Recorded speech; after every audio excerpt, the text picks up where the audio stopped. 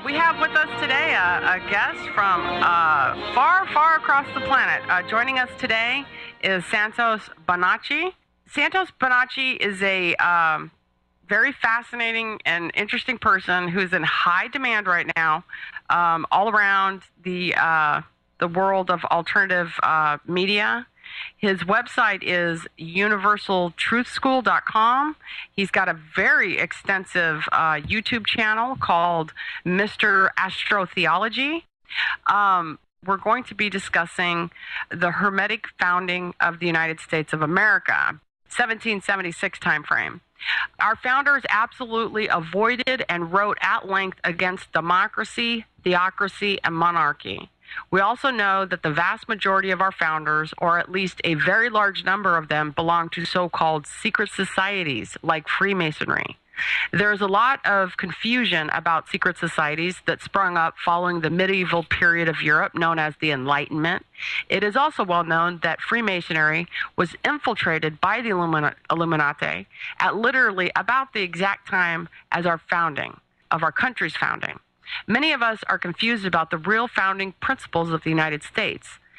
Is the Declaration of Independence and the Constitution sort of a last stand for a number of men who pushed forward all that was good out of the Enlightenment, what was then secret societies that were required to stay alive? So what are the real founding principles of the United States? Why does the Washington Monument read, "A Mason and the first President of the United States"? Obviously, Masonry took priority over even being our first president.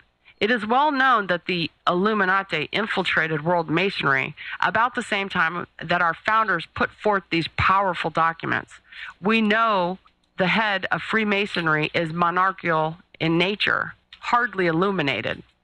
Santos deals with reclaiming your dominion in the full sense of that word.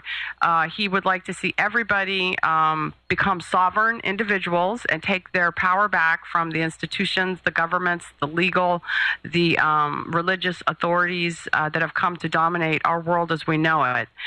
Santos seeks to empower others to claim their full dominion, and again, in the full sense of that word. He has several very interesting presentations free for viewing on the topic of what he calls the holy science, the science of as above, so below, which he sees as the ancient science based on the workings of the solar system. Santos has many new and fascinating projects in the works that are just about guaranteed to blow the lid off our current paradigms of law, science, and religion. Santos aims to empower everyone, not only to claim their dominion, but to become the glorious sovereign individuals we are meant to be. It's time to speak truth to power, and let's get on with creating the world we want to live in, focusing our energies on the already changing paradigms in law, science, and religion. Again, our first hour, we're going to be discussing the Hermetic founding of the United States of America. The second hour, we'll be covering the holy science, which is based on the workings of the solar system. So, welcome to the program, Santos. What are your thoughts on the Hermetic founding of the United States of America? Well, thank you very much. And we do have quite a bit of information about the founding fathers, and a lot of it is distorted. But certainly these men were Illuminists, or they were Hermetists, deists, and these people were fleeing from the religious authority of Europe. Or at least they were people who were opposed to the rulership, the so-called Christian rulership from Europe, you see. The pilgrims who came over to America, they were followed by the Puritans. And the pilgrims were mostly Hermetists. We get these very romantic little stories that they were Christians. But they were Hermetists, fleeing from the powers of Rome. And look, what I'm going to share with you today, I think you mentioned this, I didn't quite pick this up, Charlotte, but you did say that I'm going to spend the first hour dealing with the Hermetic origins of the United States of America, and then perhaps I can explain what it means to be Hermetic and who Hermes is and what he actually taught. to see if that, to verify that it's true that our principles are Hermetic and not Christian, the constitutional principles. Now, I'm going to be reading quite a bit out of a book called The Book Your Church Doesn't Want You to Read. And the editor is Tim C. Leadham. And Jordan Maxwell has had quite a bit to do with this book. So, but on page 255, there's a chapter, Hermes versus the Puritans. And what I'm going to be talking about is Hermetic America, Puritan America, and defending our Hermetic heritage. How does that sound? Sounds awesome. That sounds absolutely wonderful. I mean, I would welcome anything read out of any book with a title like The Book Your Church Doesn't Want You to Read. Yeah, look, this book is just absolutely exquisite. It has quite a few contributors, including Steve Allen, Dan Barker, Dr. Rocco Enrico, Dr. Robert Eisenman. Now, that's the guy who was a Dead Sea scholar, had a lot of interesting stuff to say, and Dr. Stephen Hoeler, and that's who I'm going to be reading from. He's written a book called The Alchemy of a Voluntary Society, and I'm going to be reading from that book. So I'll try and read nice and clearly and smoothly, and see if I can get as much possible read from this book in the next hour. So he starts by saying, the contemporary social arena of the United States is characterized by a cacophony of competing voices, all claiming to be the authentic, the true voice of this country. On the left of the socio-political spectrum, we hear many voices heavily coloured by late 19th and 20th century European thoughts. I'm referring here primarily to the dialectical materialism of Marx and Engels in its several variants, some amplified by Lenin. Marxist thought has become well-nigh normative for the American left. Okay? On the opposite end of the spectrum, we find a frequently confused melange of 19th century Protestant fundamental Christianity, liberally mixed with the economic outlook of the Industrial Revolution. As the left talks of concern for the disadvantaged and other human values, so the right dwells on tradition and family values, by which it means anything from the work ethic of the last century to sexual repression and the bashing of almost anyone who disagrees with these positions. Who or what, then, is the true American? So he's asking the question, what is true America?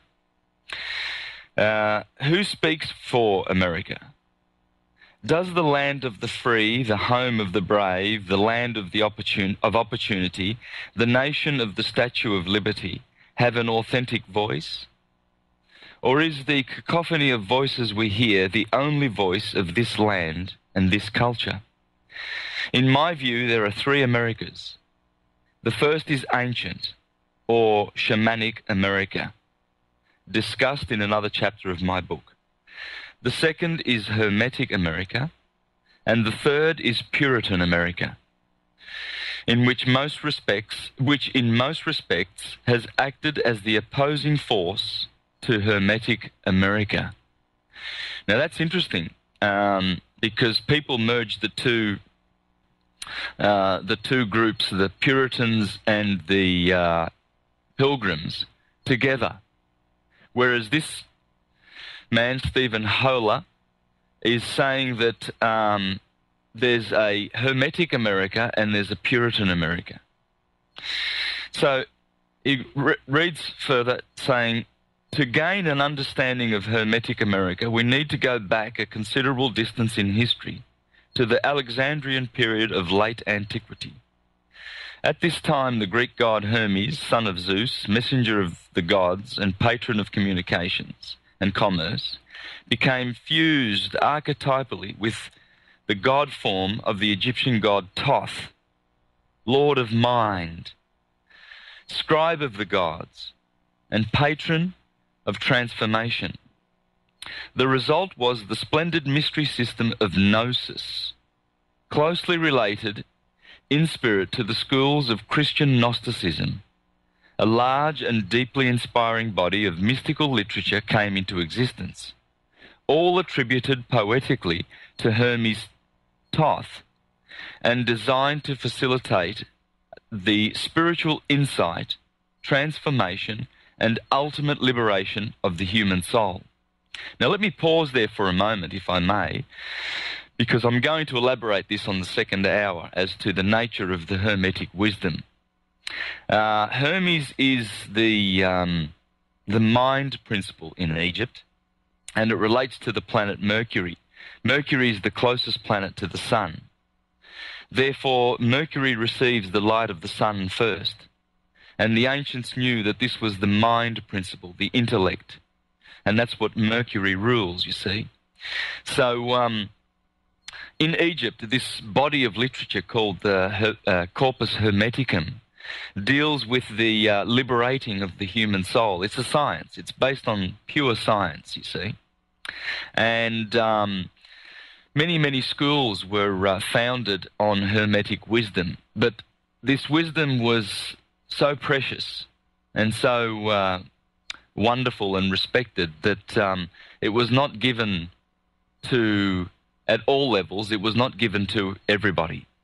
And so certain people would have to prove their desire to want to have this knowledge and to put themselves through an initiation process whereby they can go through different levels of this knowledge and prove their respect and love and honor for this wisdom and their responsibility to be able to act in harmony with the different levels of knowledge that they were acquiring. You see, so we have this beautiful esoteric wisdom school in the West, and I'm going to trace this wisdom school and its all its teachers right up until our modern day, from Hermes of ancient Egypt, and I'm going to show the lineage of great teachers who have been the exponents of Hermetic wisdom. So let me continue on then, establishing this Hermetic origin of America. The Hermetic Renaissance was in full swing when Columbus came to America. It flourished in England at the time of Elizabeth I, and thus the immediate ethnic and cultural parent country of North America became thoroughly Hermeticized. At the very time when England was beginning her colonial expansion in the world. Thus, Hermetic and Neo-Hermetic currents were rapidly transplanted from England to America and were frequently reinforced by the emigration to the New World of European esoterists of a Hermetic orientation, such as German Rosicrucians from Central Europe, from Lord Francis Bacon, the Elizabethan scholar and Hermetic wise man, to Johannes Kepler, the German astronomer and wizard, and beyond. Esoteric influences, largely of Hermetic origin, were brought to bear on the newly founded colonies of North America. By the time of the American Revolution, the Hermetic Renaissance was fused to a considerable extent with the originally French movement of the Enlightenment. Thus, the normative leadership of the American Revolution, particularly its intellectual wing, led and exemplified by Benjamin Franklin, was thoroughly imbued with the spirit of the Hermetic Enlightenment. The founders of the American Republic proceeded to create a modern government, hitherto unheard of in history, a republic founded on the philosophy of Hermetic Enlightenment, and expounded on the philosophy, and expressing with certain modifications made necessary by the different historical era, the wisdom of the Corpus Hermeticum and other Hermetic books. And I'm afraid I'm going to have to ask you to hold that thought because we have a break coming up here. Got to go pay the bills. We'll be right back with more with our fascinating guest here on Ron Paul Revolution Radio on American Freedom Radio.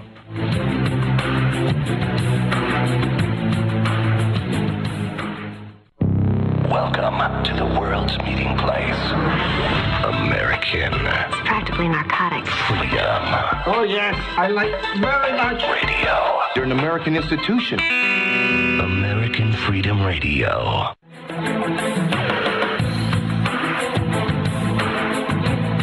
Welcome back to Ron Paul Revolution Radio. I'm Rossi. And I'm Brocki. And warm welcome back to Santos Bonacci. I'd like to go ahead and plug your website. It's universaltruthschool.com. And for those of you in the listening audience, you can catch up with Santos on YouTube. He's got a very extensive YouTube channel. It's Mr. Astrotheology. And but today we're taking the first hour to explore the Hermetic founding of the United States of America. I mean, why is it that on the busk of Washington it says a Mason and the first president of the United States in that order? So you were reading from the book. Was it the one the church doesn't want you to read? The book your church doesn't want you to read, Santos? Yes, exactly. The book your church doesn't want you to read, and I'm reading Stephen Hoeller. I hope I'm saying that correctly. It's spelled Hoeller. So I imagine that's spelled Hoeller. Nevertheless, yeah. Now, I just read the first portion of this little article. There's about 9 pages here. I'm going to skip to Hermetic America and just read a few excerpts there because I think we might run out of time. And people can purchase the book. It's a great book. There's many different little articles in there. It is an absolutely exquisite book, and I do recommend that everybody reads this book. The book your church does not want you to read. Now, I'm going to now read under the subheading of Hermetic America, and then I'm going to go to Puritan America and explain the difference, and then defending our Hermetic heritage. It's so important that America realizes and understands the true origin of the constitutional republic of the United States of America. Now, that's totally separate from the corporation, the democracy-based corporation, which is the United States, founded in the 1870s and with its capital in Washington, D.C. So the constitutional republic of the United States of America, that's the constitution, that's the republic, that's the country, whereas the United States is a corporation, and Barack Obama is the president of that particular corporation. It's not the country. It's just the biggest corporation in the world. Whereas the true president of the United States of America, that would be Abraham Lincoln. He still is the true president of the United States of America. So Barack Obama is not the true president of the country. He's the president of the United States. So I'm reading from the Hermetic America portion. It says, the first of the important principles brought into the fabric of the new Commonwealth from the Hermetic Enlightenment was the separation of church and state. This principle was unheard of in any part of the world or in any government at the time of the founding of the United States. Under the Constitution, no longer was there any established faith. By law, the government completely disengaged itself from the business of religion. The most that religious minorities could expect from other governments up to this time was tolerance. This meant that while maintaining an official established state religion, the authorities would nevertheless patiently endure the exercise of a different religion on the part of some. The prototype of tolerant monarchs was no doubt Frederick the Great, who uttered the famous words, "Let everyone be saved under his own fashion," but who still maintained the established Lutheran Church of Prussia. The founders of the American Republic clearly went beyond that. Popularly advanced theory accounting for the separation of church and state in America is that since there were several religions present and flourishing in the colonies, it was best to make religion a private matter and thus diffuse potential sectarian dissension.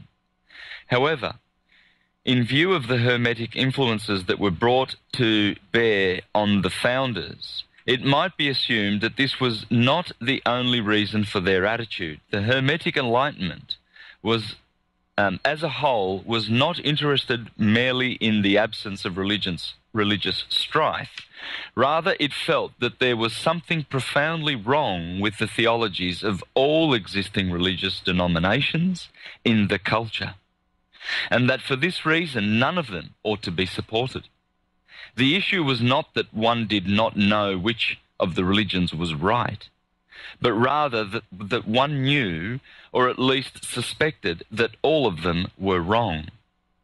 One of the major disagreements between the Hermetic Enlightenment on the one hand and the various denominations of Christianity and Judaism on the other concerned the God concept. All denominations of Christendom at the time, as well as followers of Judaism, were adherents of theism, a belief in a personal God, creator, maintainer, and judge of the world, who is personally involved in the management of creation at every moment of time.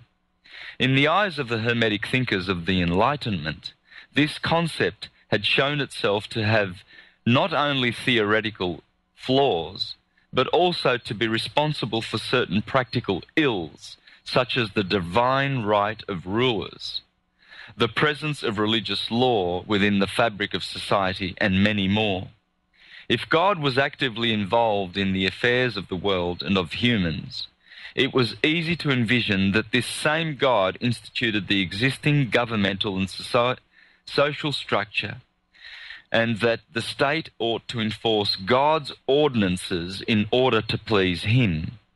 By their separation of church and state, we can infer that the founders of the United States were not in favor of such a God. The men and women of the Enlightenment were usually not theists, but deists. Deists accepted a supreme being as the ultimate origin and the final destiny of all beings of the universe, but they were convinced that this Godhead did not actively manage the universe or affairs, or interfere with the affairs of mankind. Theirs was the alien God of the Hermeticists, the Gnostics, also known at times as Deus absconditus, the God who has gone away. So you see, there's a very, very big difference with the thinking of the theists, the theocratic Christian and Calvinist Puritans, who believe that God is taking a very, very active part in this social makeup of the world. Therefore, they have the right to maintain this theocratic God's wishes on this planet and meddle in the affairs of one and all. Whereas the Hermetists were teaching that God, the supreme God, whilst we all are bound and destined to return to that cause, that God, the deist, Deus, he does not interfere in the affairs of mankind. So it's quite an interesting juxtaposition of philosophies that came to America. But the founders were clearly Hermetists.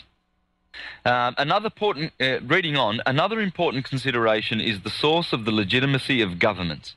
In the prevailing arrangement in Europe at the time, it was understood that the source of legitimacy was the will and grace of God. However, the founders of American government decided that the will of the people, or the just consent of the government, made a government legitimate. Here we find the Hermetic principles powerfully at work again. Ever since Alexandrian Egypt, Hermetic teachings have always given prominence to the godlike power and dignity of the human soul. The human soul is not a mere creation of God, but rather is divine in origin and in its essential nature, and as such cannot be forever subjected to external authority. The human was constituted as someone who causes events to occur and not as someone who is the passive recipient of the effects of an external divine will. As free agents, citizens may contract with each other to form associations such as state and nation, and are not destined to remain subjects of rulers who are foisted on them. The social contract theory of Montesquieu also served as one of the inspirations of this feature of American government. Are you finding this very interesting? Well, extremely. I note that, for example, Christopher Hitchens, someone even more extreme than I am, has said that he, and an extreme proponent of liberty as well, has said that he can get along with the deist, whereas not with the theist. I share the same view. Yes. And I've written down so far Hermetica Enlightenment. Number one, separation of church and state. And second was the just consent of the governed, not the will or grace of God. These are huge philosophical differences. There's a big difference. One is freedom and one is slavery. And I've proven this in my videos. I've prepared a lot of well-researched videos where I have proven beyond all doubt that there are two systems. The theocratic system where they teach, the theist system where they teach that God intervenes, is an interventionalist. He's a God who takes a very, very active part in this world, and he does that through his appointed, faithful and discreet slave, these governing bodies, self-appointed men, basically, who run all the 30,000 Christian denominations on this planet. The governing body of the Jehovah's Witnesses, they have their particular brand of Christianity and mind control. The governing bodies of the Baptists, the governing bodies of the Mormons, they are all different. They all have their own peculiar, patented, if you like, brand of Christianity where they interpret the scriptures, and all the people that belong to that church are believing that they are the only ones saved. It's elitism and slavery and mind control at its best. You see, the principles of Christianity come from Hermeticism. And I'm going to prove this in the second hour. I'm going to give enough evidence to prove that we have an ancient and wonderful Prisca Theologia, an ancient theology that was given to us and bequeathed to us by a very, very kind and well-informed priesthood that gave us this theology, which was based on science, pure science. And it's the science of the liberation of the soul and the spirit from physical incarnation. And that's all it is. It's our religion. And it's in there, it's hiding in the Bible, but it's been misinterpreted and misrepresented by church goers. And this is deliberate, because if they can do this, the powers that be, the elite, through their instruments, their controlling instruments, the religions of the world, they can control mankind. You know, they can have a voter base. They can have 51% voter base that will put their hands up and vote for George Bush, if you like. Because they get controlled and manipulated from their pulpits, these people. Now, let's discuss that was, what I've discussed thus far is Hermetic America, and I haven't read all of this, so I've just read little snippets. I'm now going to the subheading Puritan America, before I go to the final subheading, which is defending our Hermetic origin. Now, what's Puritan America? Well, it reads, in contrast to the Hermetic spirit, however, is another element in American life, which from the very beginning was different from, and indeed antagonistic toward the Hermetic Enlightenment. This opposing idea was Puritanism, or the Calvinist Protestant form of Christianity. In many ways, Puritanism became an entire lifestyle, a powerful force influencing public life throughout American history. The Puritans were transplanted from England following in the footsteps of John Calvin, the theocratic tyrant of Geneva, who was known to put people in prison for such crimes as dancing. You see what I was talking about before about freedom and enslavement? You see these Puritan Christian churchgoer types who are happy to kill you if you dance. John Calvin was a killer. He killed Michael Servetus. Michael Servetus was basically a Christian / Gnostic / Hermetist. And he was murdered by John Calvin. John Calvin made sure that he was processed through the Inquisition because he was not conforming to Christian thinking. I'm afraid I'm going to have to interrupt you there. I was going to say, by the way, that I wouldn't describe Puritanism as a lifestyle, but rather a death style.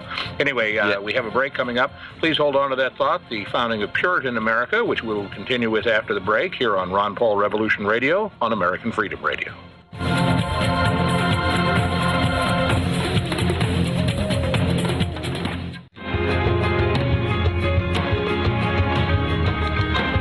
Welcome back to Ron Paul Revolution Radio. I'm Rossi. And I'm Brocki. And I just wanted to clarify for the listening audience that Rossi and Brocki are 100% grassroots. We are not associated with RevPAC or Ron Paul's official campaign in any way. We are just people of the grassroots volunteering our time to further the cause of a great defender of the constitutional republic, Ron Paul. And I'd like to welcome back Santos Bonacci. Santos, before we move on into the Puritans, you know, when I'm out there in the world of internet and videos and blogs, a lot of times people are repulsed by Ron Paul's willingness to withdraw funding or U.S. aid to Israel. And I frequently say, well, you know, Israel has a supremacy doctrine. They are God's chosen, and it stands in stark contrast to our Declaration of Independence that says that all men are created equal and endowed by their Creator with unalienable rights, which couldn't be more the opposite of a supremacy doctrine. And so I don't see what we have so much in common with Israel as a lot of people seem to do. Would you like, before you move on to the Puritans, would you like to do a shout out for Ron Paul and tell us what you feel about Ron Paul? Yeah, look, he has the spirit of the founding fathers in him. He sees, he knows and understands what a constitutional republic really means, as opposed to democracy and the corporation, the fascist oligarchic corporation that has overtaken America. Unfortunately, the land that was free. I should mention here, by the way, that our guest is being 100% accurate. The word fascism is defined as corporations in close cooperation with government. That was how our dear Italian dictator Benito Mussolini got the trains to run on time. He jumped in bed with the corporations. That's a very bad form of government. Yeah, it's fascism. It's out and out fascism. And if you need proof of that, just have a look at the I think it's your Congress. You'll see the fasci of Rome, the two massive big fasci of Rome sitting there in your is it the Senate or the Congress? I'm not sure how your government works there, but you'll see when the speakers get up to speak, you'll see behind them, and by the side of the American military flag, you will see the fasci. That's telling you. It was also on the back of our 10-cent piece here for almost a century. Yeah, well, in Latin. Sorry. I was just going to say that corresponds with the corporate takeover around 1870s, like we were discussing. Exactly. You see, so it's a counterfeit. It has been laid in juxtaposition to this republic. And Benjamin Franklin did say, we give you a republic if you can hang on to it. Well, Rome, he knew what he was saying. He knew that he was saying, you won't be able to hang on to it because Rome's a coming.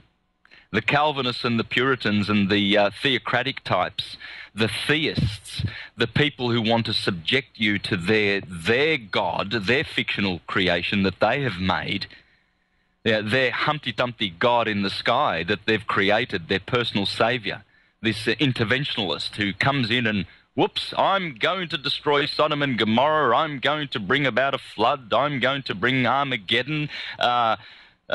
This creation, this is an absolute fiction, and I've proven this.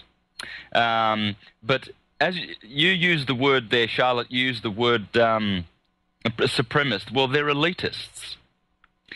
These churches are elitists. I was Jehovah's Witness for 22 years, and I was condemning the Mormons and the and the Baptists and the Pentecostals and everybody else. I was in the elite group that was going to survive Armageddon, and I was going to watch the destruction of people like yourselves, guys, because you do not follow my faith.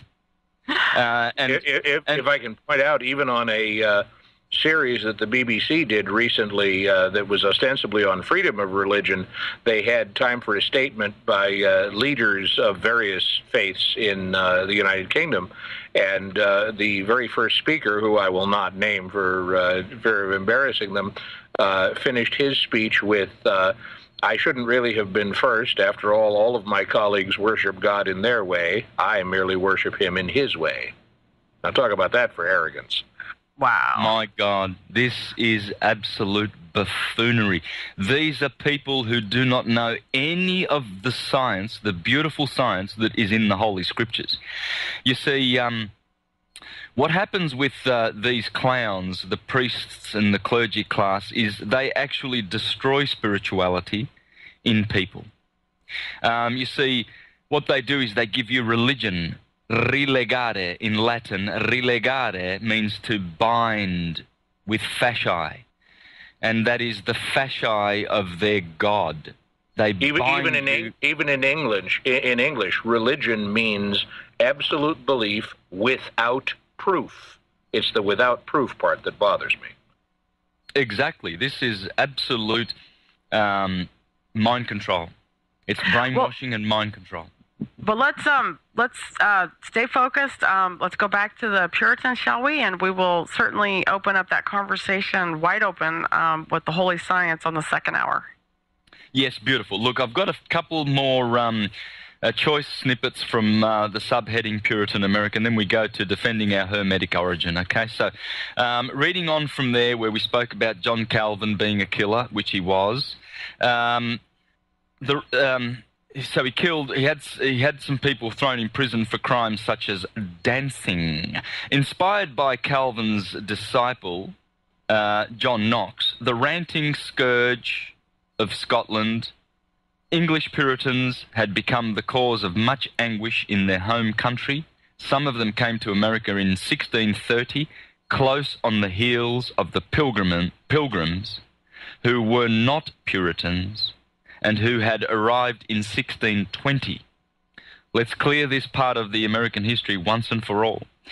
Oliver Cromwell, whose associates cruelly executed King Charles I, instituted a pious dictatorship in which Christmas was outlawed and merry old England was stripped of virtually all colour and beauty.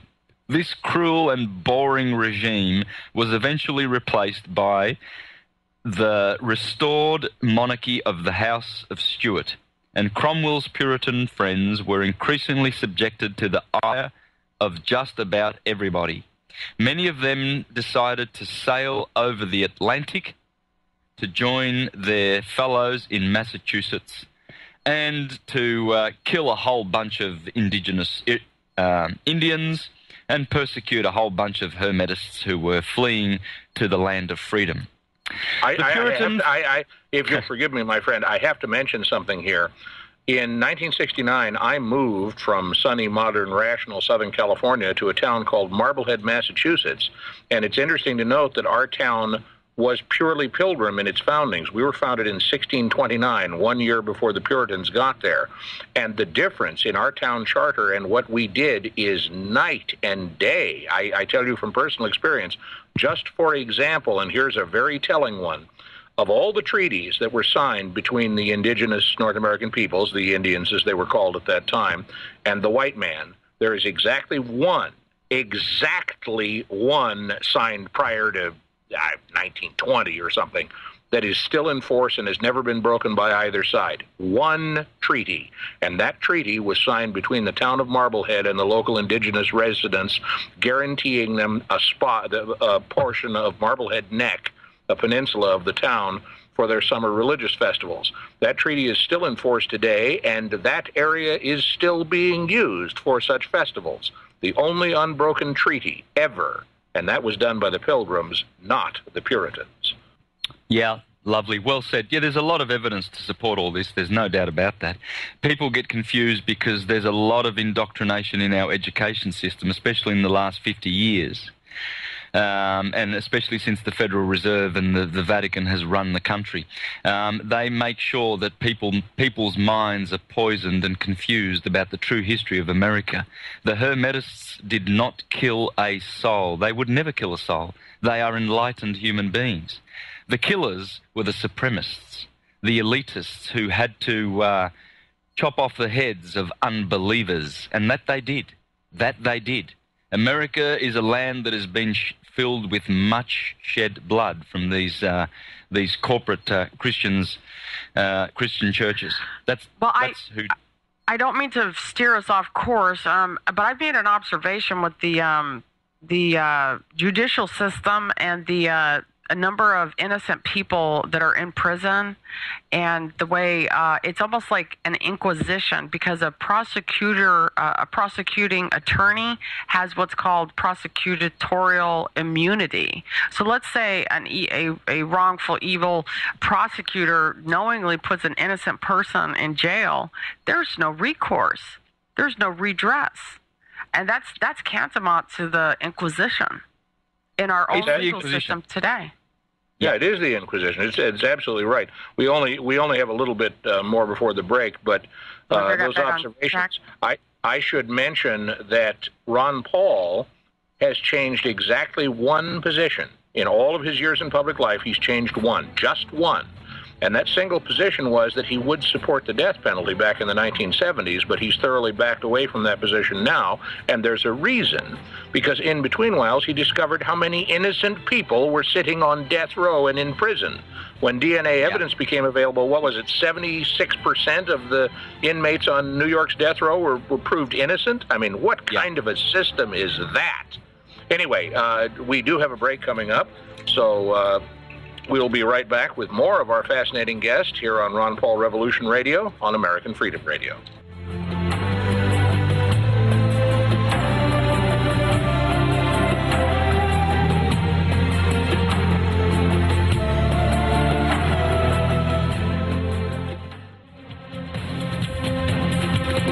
Welcome back to Ron Paul Revolution Radio. I'm Rossi. And I'm Brocki. And a warm welcome back to Santos Bonacci. I'd like to give out your website, sir. It's universaltruthschool.com. Ladies and gentlemen, catch him at YouTube at username Mr. Astrotheology. Brocki, do you have something to say quickly? Well, my wife was also on me to finish the justification. When they found that 75 or 76% or whatever it was of those death row inmates were innocent, those people were the only ones for whom DNA evidence was available. So, I mean, they could have all been innocent. It doesn't, that's a really telling thing when the only ones you can test are all innocent. That's a horrible indictment of our judicial system. And she also mentioned something else that we should mention to all the listening audience. You, as a member of a jury, have the power to acquit no matter what the law says. And that power is inherent in our republic and, in fact, in all the nations ruled by common law, which includes Australia. And those are shining moments when you acquit in spite of the law. And thank you, Santos Bonacci, for joining us. It's very early in the morning for you, so thank you. Yeah, my pleasure. Okay. Well, just I would just like to sum up then what I was talking about with Puritan America. So we see there this situation where the Puritans have got a massive, strong foothold in the country. And look, I'm going to leave off from reading the beautiful, choice little snippets there, and I can probably include them in a subsequent interview. But under the heading of Defending Our Hermetic Heritage, it reads, will the Hermetic vision prevail, or will the encroachments of an archaic, unconscious religiosity and of a gravely flawed worldview and lifestyle based on them drive the American people and culture farther and farther away from the goals envisaged by the founders of this nation? Finally, we need to take our stand and begin vigilantly to sift the Hermetic wheat from the Puritan chaff in contemporary public life. So let me just leave that at that, and I urge people to have a look at that book, the book that your church doesn't want you to read. Now, so we see there that the founding fathers were Hermetists. They were deists. They understood that there was a creator, a cause, a wonderful originator, a prime source for all of the physical, visible things that appear to our eyes. They realized that these material things came from spiritual causes and not the other way around.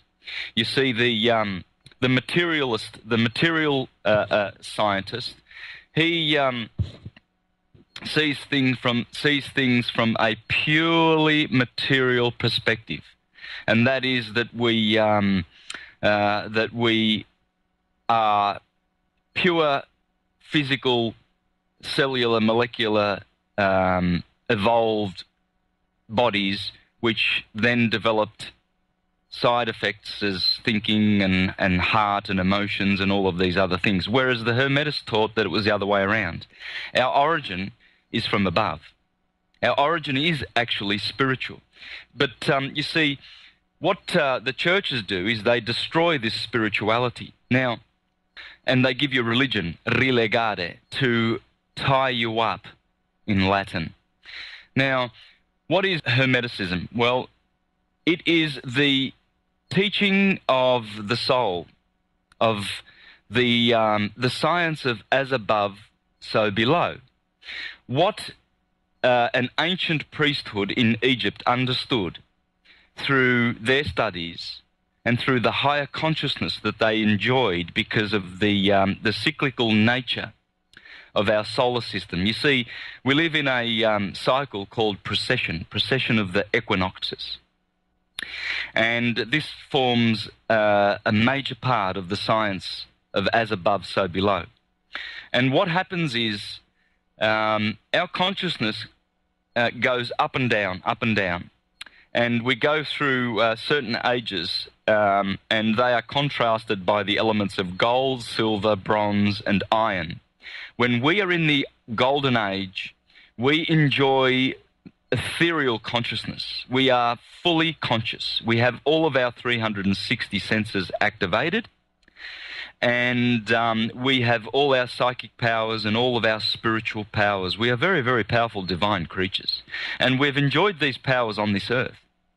And the results and the evidence of this is the beautiful megalithic monuments that have been left to us by these wise and wonderful conscious beings that were on this earth thousands of years ago. The Great Pyramid is a great evidence of this. We could never reproduce that, even with all the technology that we have today. So we know that consciousness goes up and down and up and down, pretty much like we have day and night. During the day, we are fully conscious. We can see everything. We can see all the objects, and we walk around and we indulge in conscious external activity. Whereas when we go to sleep at night, we go subconscious or unconscious. And you see, this is what's happening in the 24,000-year cycle of precession. We awaken, we go to sleep. Spiritually, we awaken, we go to sleep. The same thing happens with summer and winter. The earth awakens with fruits and flowers and vegetables and all sorts of wonderful food to sustain mankind by virtue and grace of the power of the electric sun. But when that sun seems to fade and wither and decline and recede in the winter months, there appears to be a death that visits the land. If you don't have stored food in your pantries, you could potentially not survive the winter. And the sun appears to leave us and abandon us to the cold, merciless season of winter in which most people die, especially elderly and sick people. So we have these three cycles, day and night, and the ancients were afraid of the night because most tragedy befell humans at night. Dangerous animals would come out of the forest and prey on helpless victims at night. Winter is the same. The snow, the merciless snow, has killed many, many, many people. And the same is happening with the unconscious situation that we find ourselves in. The ancients were kind enough to leave hieroglyphs and messages and symbols on their monuments in Egypt, which deal purely and solely on the holy science. All those hieroglyphs, by the way, hieroglyphs means holy writing, they are all there to survive the ravages of time, so that one day when returning conscious mankind would come back to their senses and receive the lost consciousness that they had in the Golden Age, they would be able to read these symbols on the monuments, and they would be able to return to their most holy and wonderful religion/science. And this is what my work is all about. What I'm doing is I'm sharing with the world the Prisca Theologia. Now, what's the Prisca Theologia? Prisca means ancient, and Theologia means theology. Now, it does have the word theos in it, but please don't run away. Please don't run away and think that it has anything to do with theocracy and the theist understanding of a interventionalist God. This is pure fiction, and it's a Judeo-Christian matrix which is designed to enslave mankind. Okay? And the elites do that because they think they're doing mankind a favor, because mankind are just a bunch of goy, a bunch of chattel, a bunch of cattle, dumb, stupid plebeians, proletariat, ignoramus masses, and they need to be deceived and controlled. Therefore, they get it. They get mind control, and they get it good and hard in their churches. Whereas the Hermetist mystical way is the way of freedom, and it's the way of respecting and perceiving the divine and living in harmony with the laws of the divine, not the commandments of the divine or of the God. You see, what these wonderful priesthoods understood was that what happens above is exactly what happens in the microcosm below. When you look at the stars above, you are staring at the atoms in the body of the God, the material God of the universe. The material star systems, they are the physical part of what we call God. In fact, Manly P. Hall teaches that astronomy and astrology of the God. So when you look up, this is what you see. You see, first and foremostly, the 12 signs of the zodiac, and they are the signs in which the sun always travels. You see, the sun is always in the zodiacal belt of 16 or 17 degrees width. And that belt runs from the east to the west. So the sun is always in one of the signs of the zodiac. In fact, right now, it's in the sign of Scorpio. It is the 29th of October, and we are in the first decan of Scorpio. But what the ancients understood is that when you look up to the east on the 21st of March, you have the equinox, in which the sun splits the day between 12 hours of darkness and 12 hours of light. There are only 2 equinoxes during the year. This will happen on March the 21st and September the 21st. And what this is, this particular holy day is so beautiful because it balances the forces of light and the forces of darkness for 2 days during the year.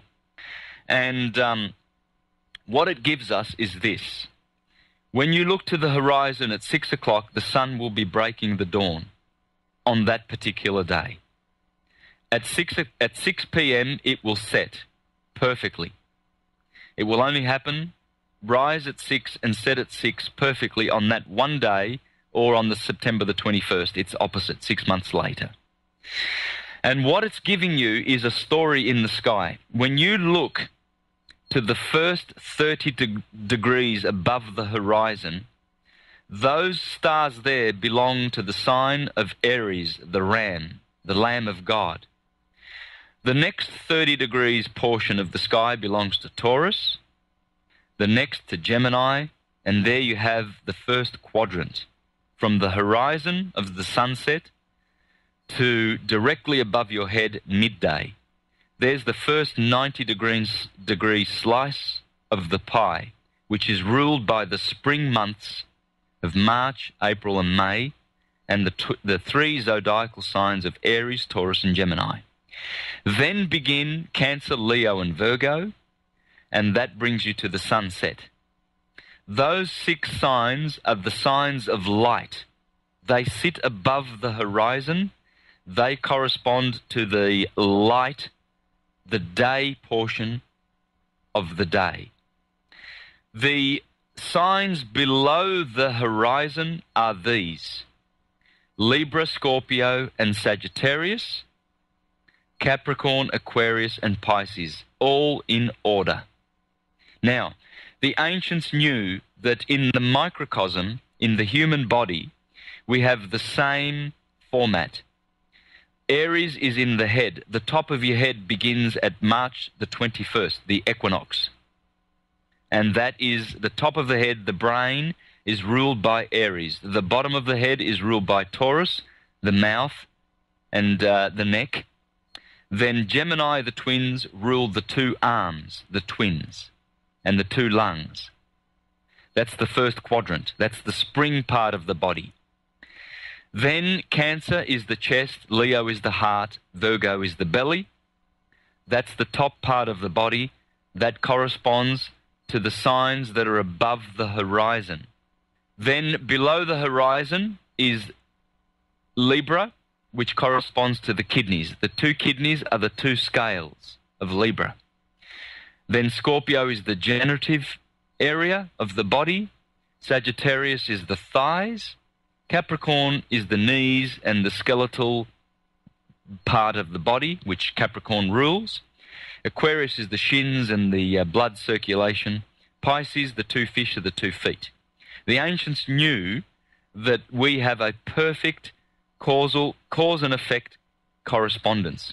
And this is one of the Hermetic principles of the 7 principles of Hermes, which is the principle of correspondence, which is the correspondence of as above, so below.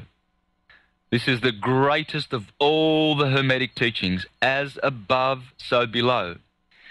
So what happens is this beautiful as a science, and as I said, this corresponds with the day and the year. You see, where the sun rises at 6 a.m., Aries, the sign of the Lamb, this also corresponds to March the 21st. So 6 a.m. is pinned to March the 21st. these two cycles. So you see that summer begins, or spring and summer begins at March the 21st, and as the sun goes up to the Tropic of Cancer on June the 21st, you have the longest day. So you can understand that this is the beautiful light photosynthesis portion of the year. Spring and summer are the signs that return and rejuvenate the earth with vitality and life and fruits and abundance. And I'll leave it at there. We'll take a break. I can hear the music coming, and then we'll go on and see how this law of correspondence has to do with our lives, our personal lives. You're absolutely right. We'll be right back with more of our fascinating guests, Santos Bonacci on Ron Paul Revolution Radio here on American Freedom Radio.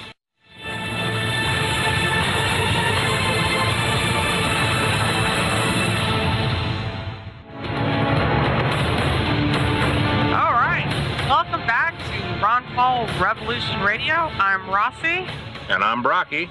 And a warm welcome back to Santos Bonacci. And he was explaining the what he calls the holy science, the science of the solar system.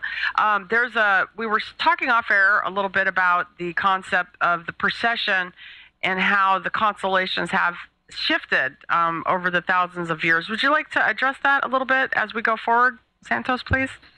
Yes. Now, one of the main reasons why astrology is attacked and poo-pooed by the religionists and the academic world, they treat it as a pseudo-science, you see, and the religions write it off as from the devil. It cannot benefit mankind. It is from the devil. Well, one of the reasons they say this is they refer to the fact that the constellations have actually slipped out of their places. For instance, you see, the sun is not rising in the sign of Aries as it has been for 2,000 years prior to the age of Pisces. It is now rising in the age of Pisces at the equinox, you see. So on March the 21st, instead of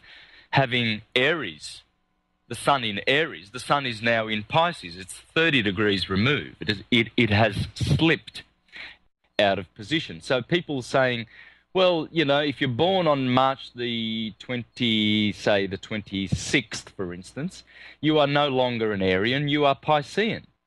Well, no, you are still an Arian, and you still have the traits of an Arian. You still have the fire sign traits. You still are born under that particular sign, because as I have explained on one of my videos, I've explained this thoroughly so that people can understand why astrology is not to be discredited because of the slippage of precession. And in order to understand this, one should read the works of Thomas H. Burgoyne. Thomas H. Burgoyne, and in particular the books The Light of Egypt, The Science of the Soul and the Stars, Volume 1 and Volume 2, and also another book which is called Celestial Dynamics. In there, Thomas Burgoyne explains that it's the angle of the rays of the sun which cause the effects on this earth. It's the solar system. It is solar-centered, solar system-centered science. It has nothing to do with the stars' position in the skies. So rather than focusing on the fact that they have slipped and therefore the science is skew-if, we can understand that it's all based on the angles of the solar system. So in other words, on March the 21st, the sun will always be considered to be in Aries. It will never be Pisces. It will never be.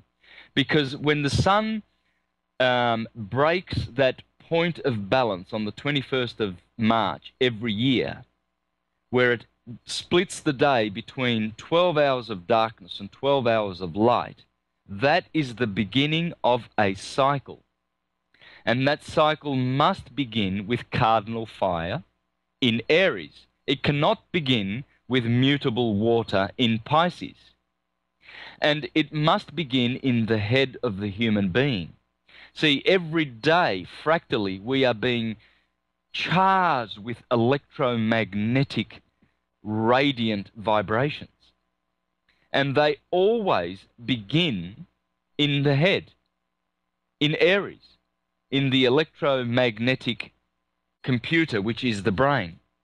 So I can get back to that anyway and elaborate on that, but I'm going to do another presentation next month on the 6th of November, and I'm going to elaborate on this so that we can get it right, because a lot of people get a lot of confusion about this. Right. Can I ask you this? It would seem to me that also the stories of the Bible correspond to the cycle as well, and so the sequence is the beginning of the cycle. It's going to cycle through the whole process and end up back at that time when the sun does rise in Aries. But that's like the foundation stone. It's the cornerstone of the whole system of being able to describe the larger system. Does that make sense? Yes. Yes. Yeah. Astrology is the metaphysical part of the science of the stars, which enables one to attune himself with his mystical nature. That's what it is. Whereas astrotheology, which we'll deal with right now, because you've touched on that, the stories in the Bible and everything like that, and all the characters. Astrotheology, which is what I deal with, is the mythological part, the storytelling part, which gives us many layers of spiritual wisdom. It gives us eschatology, which is the science of the end of the cycle and how to interpret the cycles and how to live best within those cycles. You see, if you understand the cycle of day and night, you understand that you can get all your work done during the day so you can see, and then at night you can do all your resting. Summer and winter, you go about collecting your fruits and your nuts and your berries and your vegetables, and you preserve some for the winter. So you do not get consumed or destroyed by the cycles. You live with those cycles, you see.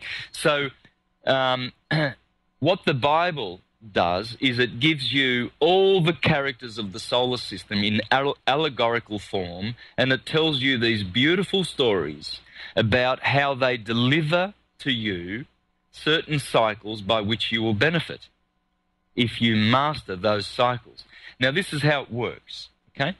I've already established for you the equinox, how the equinox sits on the horizon at March the 21st and September the 21st.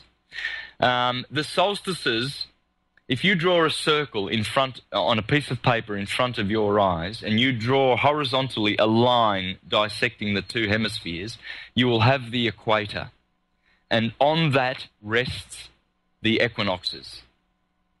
Now, if you draw a line vertically directly down the center, that line represents the solstices, and you have a 24-hour clock.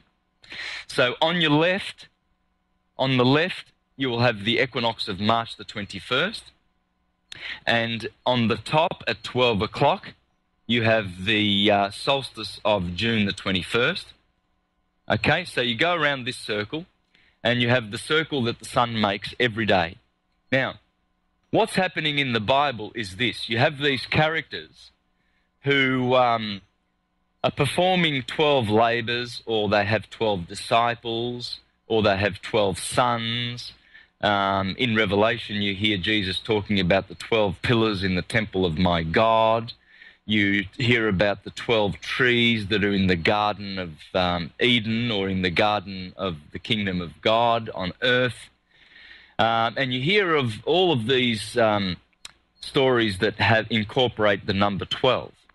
Well, what they're telling you in cryptic form, in allegorical form, is they're telling you stories about the sun, and how the sun conquers the darkness, and how the sun conquers the winter months.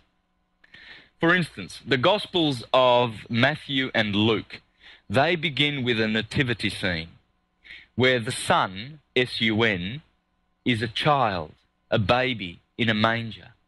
Well, let's see how this story corresponds with the story above and the story of the 12 signs of the zodiac. When the sun is a child, it's the 25th of December. So the sun begins its journey to climb up the mountain and to wax its light potential. Like the moon, it waxes and wanes. So the sun has a waxing cycle which goes from December to June. From December the 25th to June, you could say the 21st, the solstice. So the sun is climbing up and climbing up and climbing up. Once it reaches the solstice, then it reaches the sign of Cancer, and the crab begins to walk sideways, so the sun begins to do what's called a sideways walk, and it begins to wane. It begins to fall and go all the way down from the beautiful summer heights down to winter again, the 21st of December, to die. So in the nativity scenes of Matthew and Luke, they begin the yearly cycle of the sun in the cold months of December at the solstice. Whereas the Gospels of Mark and John, they omit the nativity scene and they begin with Jesus at the age of 30. All of a sudden, Mark chapter 1 jumps out and Jesus is a full-grown man. There's no nativity. And he begins his ministry. Well, that's the sun beginning its cycle at the equinox rather than the solstice. So you have two Gospels, Matthew and Luke, which begin with the solstice part of the cycle. And you have Mark and John, which begin at the equinox part of the cycle. So what you see then is that as the ancients taught that the sun as it grew from 25th of December, it took 30 days to reach the sign of Aquarius. So at 30 years of age, or 30 degrees of travel, the sun enters a new sign, and the sun is baptized by that sign. It's January, and January is Janus. Janus is John. John the baptizer is Aquarius. He holds he is the water bearer. He carries a flask of water and he is pouring the water down. This, in the natural cycle of the sun, corresponds to the wet season in the northern hemisphere. The sun is getting a hell of a baptism as it goes through the month of baptism. In fact, that's what it used to be called, January, in the Latin calendar. It used to be called baptismo. So you see that the sun gets baptized by John the Baptist. Then the sun is purified in the month of February. In fact, the word febru in Latin means to purify. And in fact, the 1st of February is the day of the purification of the Virgin Mother of Jesus Christ. And because this is the month where the sun is growing in its light force, and the days are lengthening. So in February, the festival or the season of Lent begins. There's 40 days of Lent. Lent is a word which is short for lengthen. And this is because the days are lengthening, but still the sun has not conquered. The sun must conquer once it reaches the 21st of March, you see. And until such time, it is in the wilderness. This is why Jesus, immediately after being baptized, goes into the wilderness for 40 days. This corresponds to the 40 days of Lent, in which Christians down below are eating fish, because February is Pisces. And Pisces is the season of fish and the fishing season. Therefore, Christians are admonished to eat fish because the Lord Jesus Christ in the heavens, the Son, is in the sign of the fish. So already in just one quadrant, we see much of the gospel story unfolding. You see the baptism, you see the eating of the fish and the lengthening of the days, the season of Lent and the 40 days of wilderness, that Jesus is in the wilderness. Then, of course, Jesus turns from the wilderness and begins his ministry. And the first thing that happens is Jesus is declared as the Lamb of God that takes away the sin of the world. And John the Baptist declares this because the Son now has entered into the sign of Aries. And, of course, as I said, when the Son enters the sign of Aries, this is the sign of forgiveness, because now the days are longer and the nights are shorter. So the Lamb of God, which introduces the longer days, every year has been given the designation as the Lamb of God that takes away the sin of the world. Because the sin of the world is the 6 months of winter in which the sun was suffering. Its rays were afflicted. They were afflicted and short, and therefore mankind suffered. But now the return is in the sign of Aries, therefore the Lamb of the God that takes away the sin of the world. And you provided me with a perfect breaking point. We do have a break coming up, but we'll be back with more of our fascinating guest here on Ron Paul Revolution Radio on American Freedom Radio.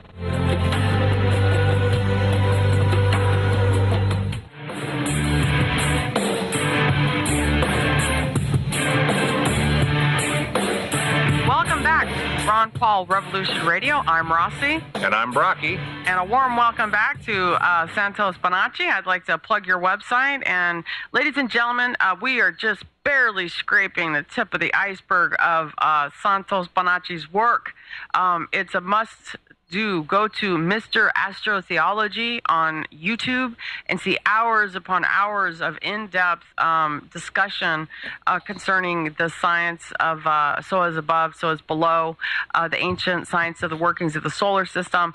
There, you will be profoundly amazed at the revelations that Santos brings forward.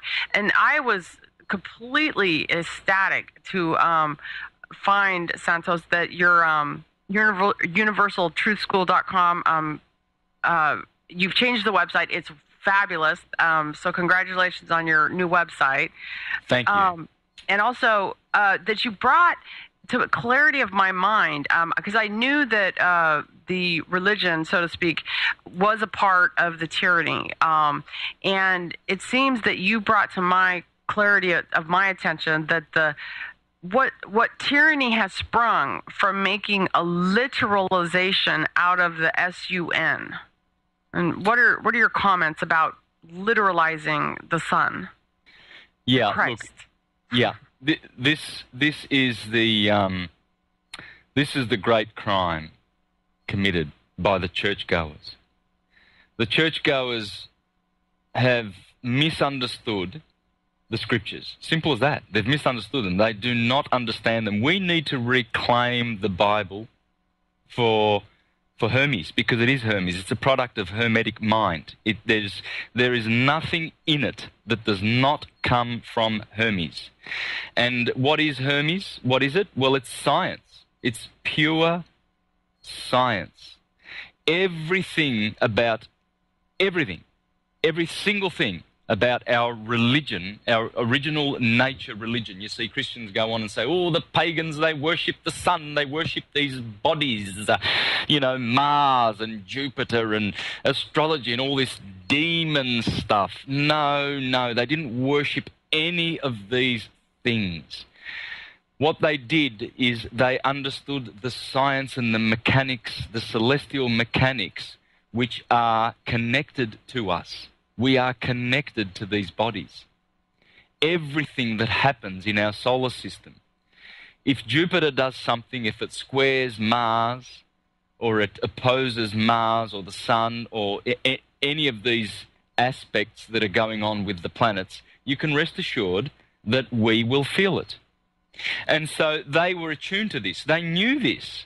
They understood how these things were happening, and that the sun the core of our solar system, was responsible for our lives and the energies that we feel during the day, during the year, was sustaining us and giving us life and warmth and love.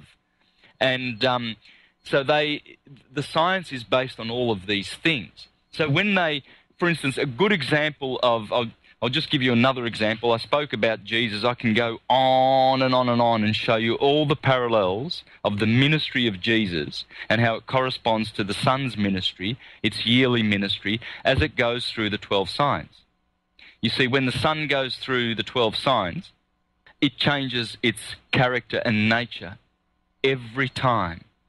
This is why Jesus is called the Lamb of God, because when it's in Aries, it's a lamb.